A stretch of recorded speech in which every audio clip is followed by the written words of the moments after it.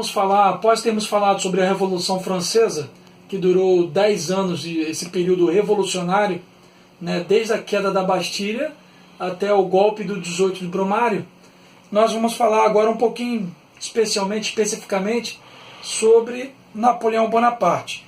Nascido na cidade de Ajaccio, localizado na área da Córcega, território francês, em 15 de agosto de 1769, Napoleão Bonaparte tinha quase 20 anos, quando ocorreu o famoso episódio da tomada da Bastilha. 4 anos mais tarde, em julho de 1793, ele alcançou a patente de general e, com apenas 24 anos incompletos, recebeu o comando de uma unidade do exército francês. Bem, no ano de 1794, ele presenciou a reação termidoriana, né, que foi o golpe que os gerondinos deram sobre os jacobinos, acabando com o episódio do terror, do período do terror, onde 30 mil franceses foram mortos e guilhotinados. Bem, esse episódio ele pôs fim ao período do terror e deu início à fase do Diretório. Nessa fase do Diretório, no início, Napoleão chegou a passar por um período na prisão por ter apoiado Robespierre, que foi o líder dos jacobinos no período do terror. No entanto, as sequências de vitórias por Napoleão, né, que foram alcançadas por Napoleão durante a fase do Diretório, tornaram-na cada vez mais popular. E isso passou a interessar muito a burguesia.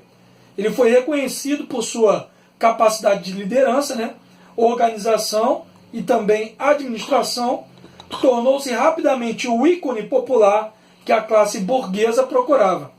Ele era o personagem ideal para afastar a ameaça dos realistas, que eu já tinha explicado para vocês. No período do Diretório, os realistas queriam a volta da monarquia, e dos jacobinos, grupos que poderiam desestabilizar o poder e as conquistas burguesas que eles tinham conquistados até então.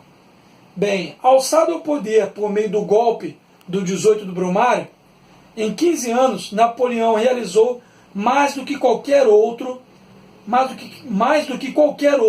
grande líder político e militar francês realizara até então.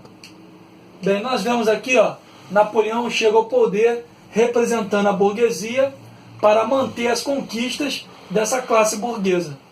O governo napoleônico ficou muito distante de representar a liberdade tão defendida pelos revolucionários. Nós vamos ver aí que Napoleão foi um grande despótico, ele governou de uma forma ditatorial. Napoleão assume o poder francês, né, no período do consulado, são 3 cônsules.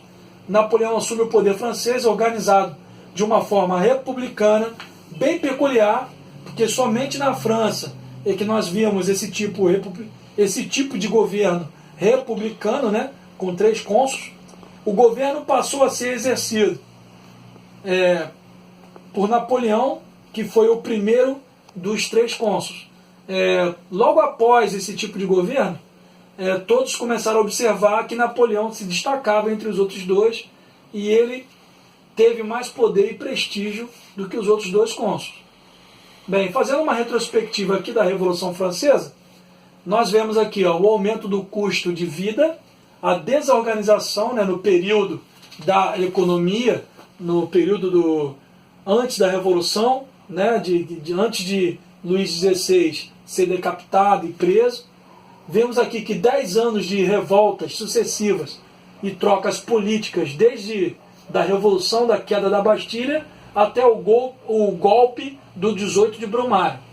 Nós vemos aqui que ao longo dos anos, desses 10 anos, teve muita insatisfação popular, o povo ainda nas ruas, a corrupção no período do Diretório, nós já falamos sobre isso, e o golpe do 18 de Brumário, onde Napoleão assume o poder e ele agora é o principal cônsul.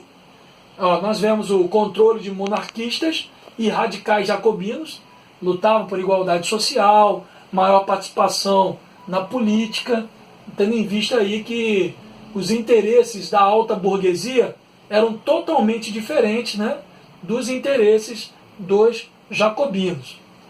Tanto que na época da Revolução, logo no início, quando eles se uniram, né, eles eram um terceiro Estado, eles se uniram porque eles tinham um inimigo em comum, que era o rei Luís XVI. Logo após eles tirarem esse inimigo em comum de foco, tanto os jacobinos quanto os girondinos, eles perceberam as diferenças entre si. Bem, nós vemos aqui o apoio do exército, né, e da burguesia, que buscava por um governo forte que instaurasse a ordem e garantisse as suas conquistas revolucionárias até então. E nós vimos aqui o fim da Revolução com o golpe do 18 Brumário, com o consulado, que nós já falamos que o golpe onde tivemos a participação especial de Napoleão Bonaparte. Napoleão Bonaparte ele representou aí uma esperança para a alta burguesia, para não deixar com que as conquistas até então, né, não viesse a ter um retrocesso e quem sabe até a volta da monarquia. Os burgueses temiam por isso. Bem, nós vamos falar agora sobre o período napoleônico, que foi o período do consulado. Em 1800, nós vemos a criação do Banco da França, onde ajudou, né, e consolidou a parte econômica francesa. Nós vemos aí em 1801 a concordata com a Igreja Católica, onde novamente vemos aí Napoleão fazendo agora as pazes com a Igreja, deixando com que a Igreja agora seja majoritária na França, mas as terras que foram tomadas, né, pelo Estado não foram devolvidas. Em 1802, Tratado de Paz de Amiens. Nós vemos aí que ao longo da Revolução Francesa teve várias tentativas de invasão da Áustria, tentativa de invasão da Prússia para acabar com a Revolução. Bem, então com Napoleão assumindo o poder, ele faz esse tratado de paz que dá uma amenizada na situação na Europa, né? Os reis franceses agora ficam mais tranquilos e em 1803 nós vemos a França ela vende território, né, na América do Norte para a jovem nação americana após a independência dos Estados Unidos, e nós vimos até que os franceses lutaram lado a lado contra eles num sentimento de revanchismo nesse processo de independência, e agora com Napoleão no poder, ele vende ali terras que ficam mais ao norte, né, do que hoje nós conhecemos como Estados Unidos, né, que ficava a oeste dessas 13 colônias, essas colônias aqui mais ao centro, né. Napoleão vende agora essas terras para essa jovem nação que aumenta mais ainda agora os seus territórios para o oeste. Em 1804 nós vemos aí o Código Napoleônico, que é a manutenção da propriedade privada, a importância da liberdade e igualdade de todos perante a lei, reforma da educação, né? Napoleão lhe dá aí muito valor nessa parte educacional. Nós vemos também o voto censitário, né? Agora só pode votar aqueles que têm prestígio e poder econômico. O sucesso inicial da administração napoleônica abriu caminho para o estabelecimento do Senado vitalício, do consulado vitalício, né? Onde agora ele foi votado para que ele pudesse ser o líder, o cônsul vitalício. Nós vemos agora aqui nessa imagem, nós vemos aqui o Papa aqui no centro, Napoleão já coroado, e o próprio Napoleão coroando a sua esposa. Nessa figura, depois de um plebiscito, em 1804, onde Napoleão, com o sucesso econômico e financeiro e de governo, ele conquista toda a nação francesa, e ele faz agora um plebiscito para a nação, para que a nação votasse, escolhesse se aceitaria que ele fosse agora o imperador da nação. Ele ganha essas eleições, o povo francês vota, né, nesse plebiscito a favor de Napoleão, para que ele pudesse ser o novo imperador da França.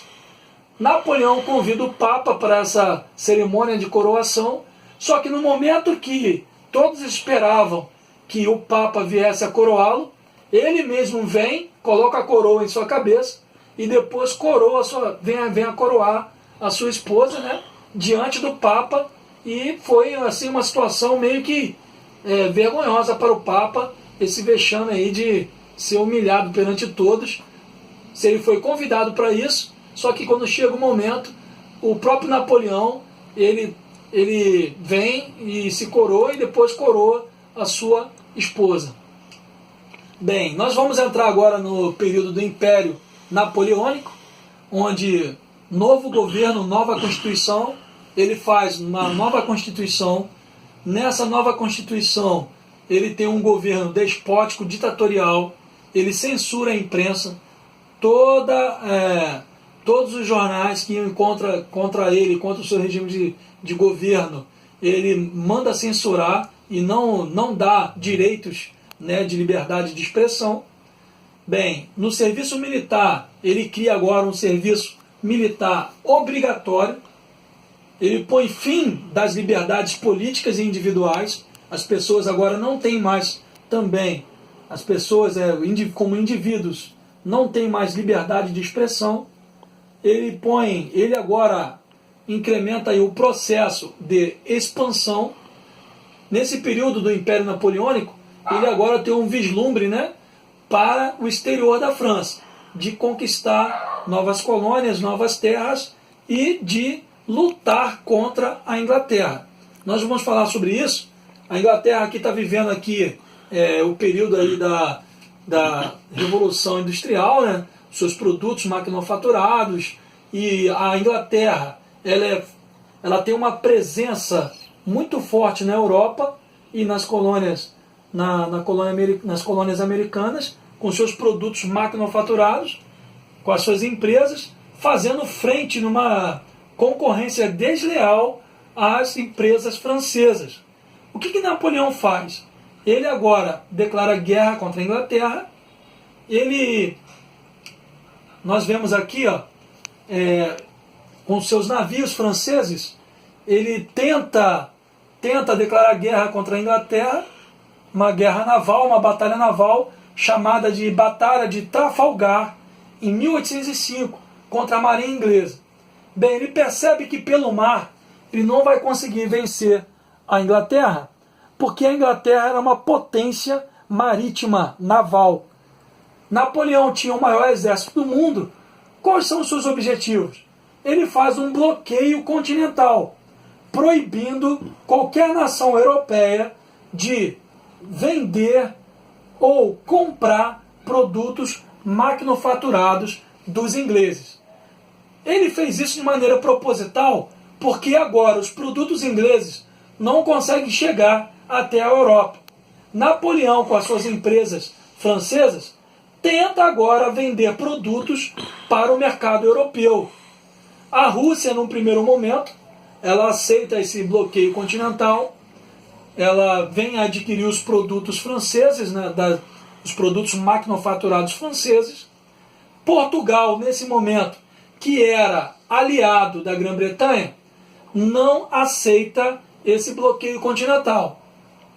Nós vemos aqui que com essa atitude de Portugal, Napoleão manda suas tropas para Portugal, invade Portugal, a família real, né, Dom João Príncipe, né, Dom João VI, no futuro Dom João VI, e a sua mãe, a família real e a nobreza fogem de Lisboa a tempo com uma escolta da marinha inglesa fazendo a sua proteção até o Brasil.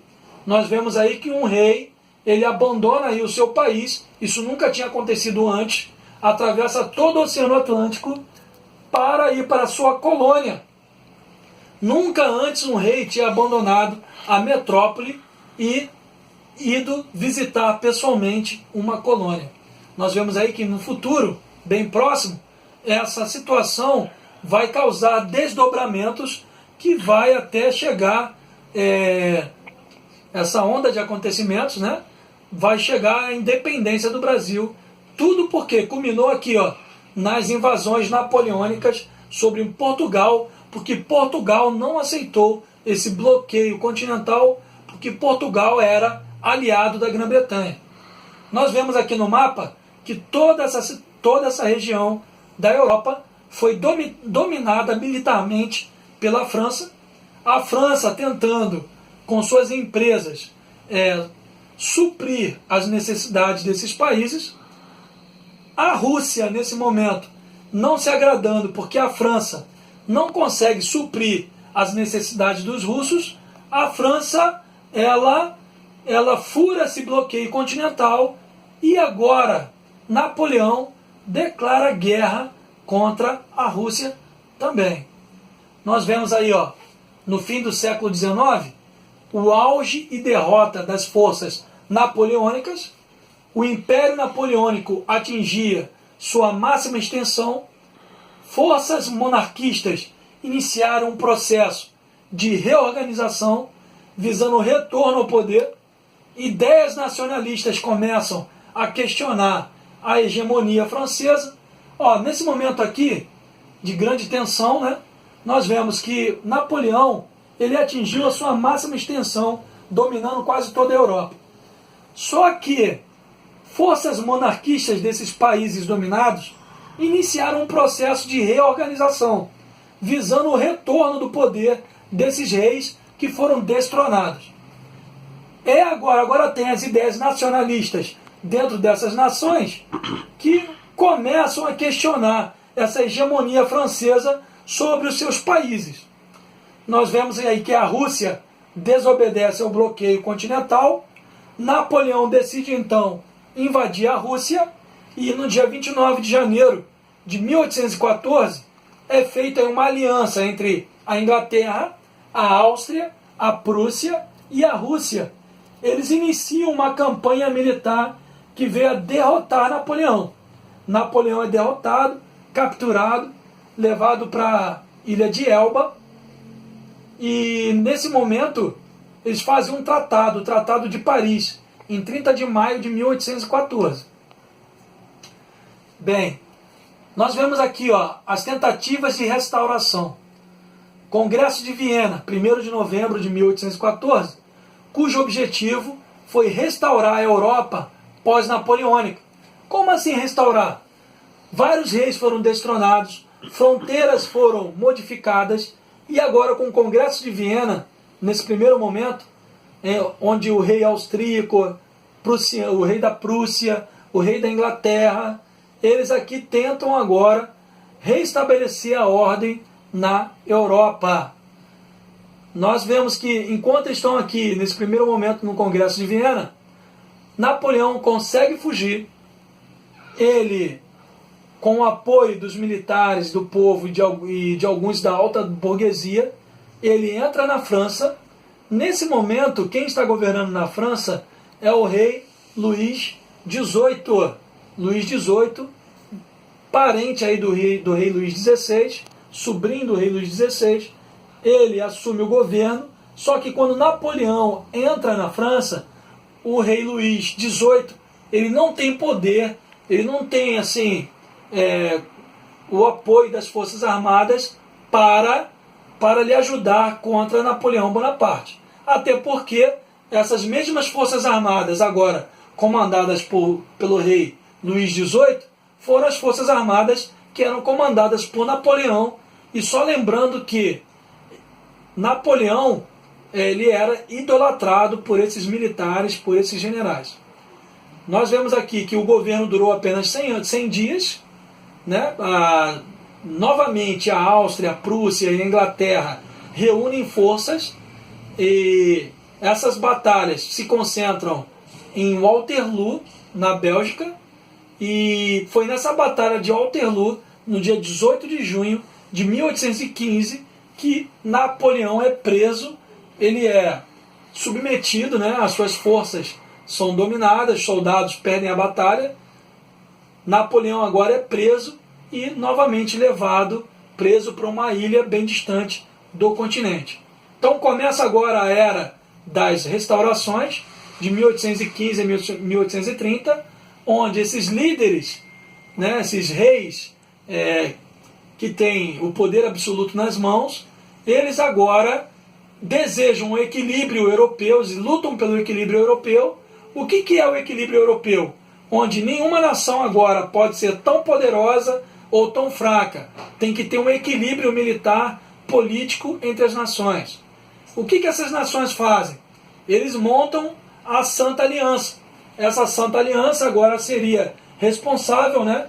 A Santa Aliança são a reunião, a aliança dessas nações, a Prússia, a Rússia, a Inglaterra, essas nações aí para manter, né, a monarquia, o poder absoluto, o antigo regime. Só que nós vamos ver que na Europa, após a Revolução Francesa e após o governo de Napoleão, né, o Império Napoleônico, que as coisas nunca mais voltariam ao normal, que os pensamentos de liberdade, igualdade e fraternidade, né, essas ideologias iluministas, iriam varrer toda a Europa com várias revoluções após esse episódio. A Santa Aliança chega a cogitar sobre talvez, né, uma intervenção nas colônias americanas, América Central, América do Sul, porque nesse período napoleônico várias colônias espanholas, né, várias colônias espanholas nas Américas se tornaram independentes, por isso que a Santa Aliança chega a cogitar uma interferência, mas ela não faz isso. E nós, nesse período, o presidente norte-americano, ele dá um recado para essa Santa Aliança, falando sobre a doutrina Monroe, que fala que América para os americanos. Traduzindo, ele estava querendo dizer que o continente americano agora era o quintal dos Estados Unidos, dessa jovem nação. Bem, termina aqui a nossa aula sobre o período napoleônico, e termino dizendo que, novamente repetindo, que a Europa nunca mais seria a mesma, devido a esses pensamentos ideológicos iluministas sobre liberdade, igualdade e fraternidade. Nós vamos ver ao longo da história que esses reis, né, com poder absoluto nas mãos, eles vão ter muita dificuldade com as novas revoluções que virão pela frente. Um grande abraço, terminamos aqui a nossa aula.